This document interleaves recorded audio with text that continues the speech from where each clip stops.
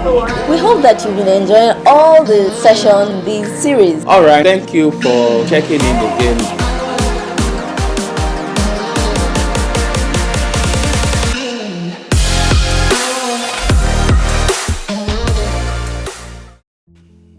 All right, thank you for checking in again. We've done 13 lessons that we've learned in our 13 years of marriage, and this just an added bonus of one other thing that have worked for us and is still working, and it will be unfair if I don't share this, and that has to do with faith. Faith. First and foremost, I want to encourage my single friends. Marriage is a work of faith. Don't wait until you have it all tied up before you make that decision, especially if you are a Christian, a believer, and even if you are not. It's a work of faith. It's a decision. If you are convinced you love this person, you can build something together. Don't wait until you have everything you want, you have the house, you have the car. If you're able to take care of yourself and take care of an extra person, which we all do, we have friends we support, we have siblings we support, which means no matter what your earnings are, you can take care of somebody. I think you can go ahead and take that step of it. You'll be shocked at how things will then unfold. So for us, it's been a journey of faith, and we have seen faith in action. When we decide to get married, it's not as if we were ready. So let me share a quick background to our story. I finished school, right, but then I have some challenges in my school, so I couldn't get cleared that I finished school. So eventually I stayed back about 4 years before I could go for NYSC, what we call the National Youth Corps Service here in Nigeria. If you are outside the country, it's something you do as a fresh graduate to serve your nation, and it's until then that you can then be cleared to do some work. So I finished school, I had to keep going back for clearance. I took some courses again, and then before I could eventually go for NYSC. It was during NYSC I decided I was going to get married because I was already feeling old. And then it didn't make any sense. I served out of Lagos, somewhere in Katsina State. I came back to Lagos. So during NYSC, I had my introduction. I was already done with NYSC. She had done, my younger ones had done. Now I'm thinking, what were my parents even thinking? But then there was nothing they could do. It was my decision, and they supported me. And then I think I did pass out sometimes in February. We got married in April. Yes, I had a business I was doing. And then it was when we made that decision, things started falling in place. Before I went out for site, I didn't have a house I was staying in. But then around that time I made that decision. Someone somewhere made a decision that they wanted to relocate. Of course, they had been married. The husband was living abroad. The wife was there. And she decided she was going to meet her husband instead of them doing back and forth. And then the house became available, and she was just joking with my wife that you can just pay me some huge amount of money and move into my house. I won't take anything out. I told her that's a good sign. We didn't have the money she was asking for. So we decided, okay, we'll pick the things we wanted and then we'll pay for it. But somehow we were able to get the rent. We paid for the rent. We continued paying for the rent of the house. Along the line, we were able to pay for the things in the house. So I moved into a ready-made house. There's many other things that, and favor. Everything, yes. So that's how I'm going. Faith attracts favor.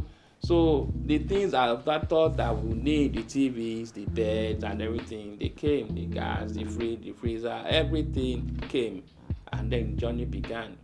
When we were trusting God for a car, we were trying to save money as a family to buy a car. The money wasn't saving.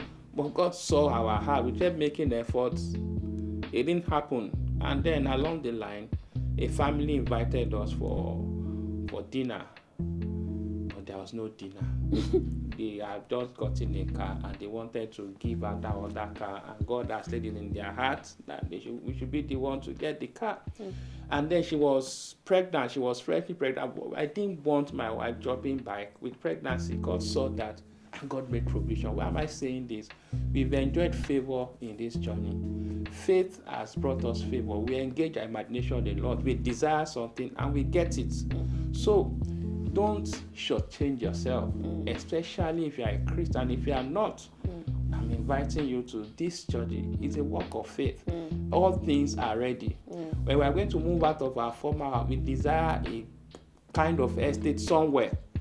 at that point, we couldn't afford it naturally, but there was a desire. And like the first one, God opened a room, a place. A mentor was moving out to somewhere else, and then the house became available, and we took it, and we moved into that particular estate, paying the rent we could afford. Over time, the rent was increased, but God has increased our capacity to be able to afford it there and then. But we started from a place where we could afford it. So faith in marriage is key. Trusting God for a job, want to start a business, want to relocate, trusting God for children, you want a car, anything and everything. Engage your faith in agreement. Engage your faith in agreement. Marriage comes with a lot of favor, and faith attracts favor. So when you honor each other in marriage, you create room for God to thrive. You create room for the presence of God to thrive in your home. So I'm putting this out as a challenge. Whether you are planning to get married or you are married already, engage your faith, engage your imagination, use your faith in God. Your desires are valid. Trust God for it. It will happen. We've seen it happen times without number. There are many stories I can share. Some I cannot share publicly now, but then we have seen God move us from one level to the other, and it's a work of faith. So, anything? I think for me, it will just, thank you, darling. That was so profound.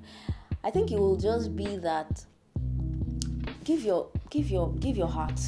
I mean, give your heart to God. Keep loving, okay, and keep ready to impact people. As a family, we're always impacting. As a family, as a couple, we're always seeing how we can touch other people's lives.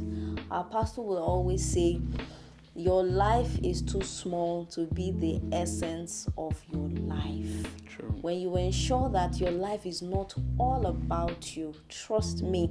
They said those that give bountifully, right? They will always receive bountifully. So don't make your life just your corner. It's all about you.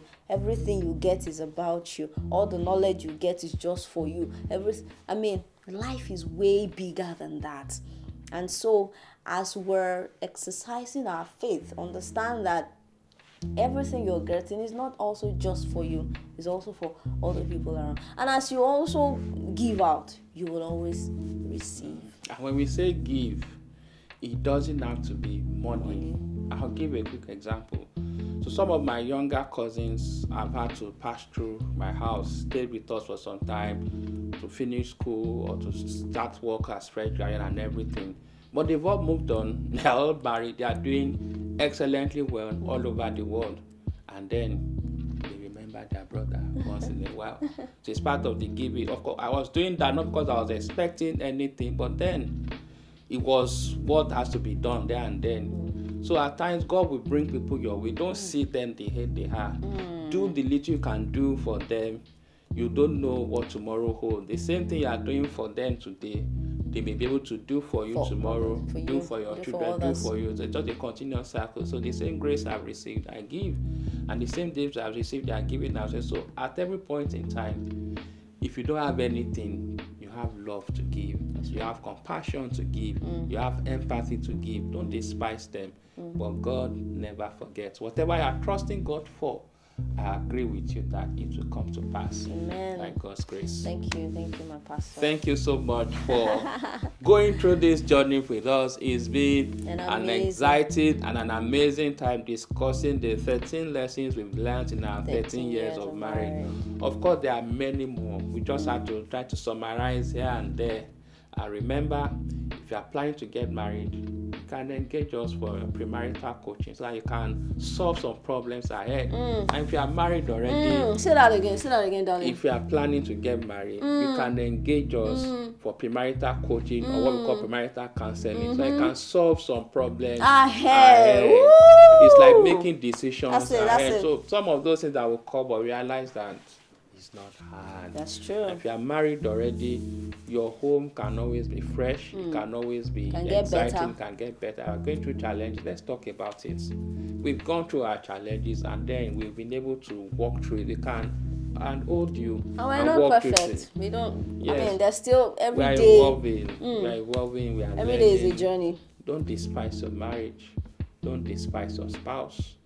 Don't take undue advantage of them. Let love rule. And don't forget, engage your faith. Trust God. And whatever you want will come to pass. Thank you. Thank you for watching. Remember, please like it, give your comment, give your feedback, share the video all around. Let people get to hear this, especially the newlyweds.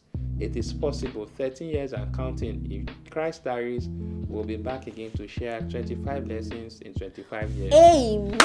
Thank you so much. Thank you, darling. Awesome. Enjoy yourself, and we'll catch up sometime soon. Yes.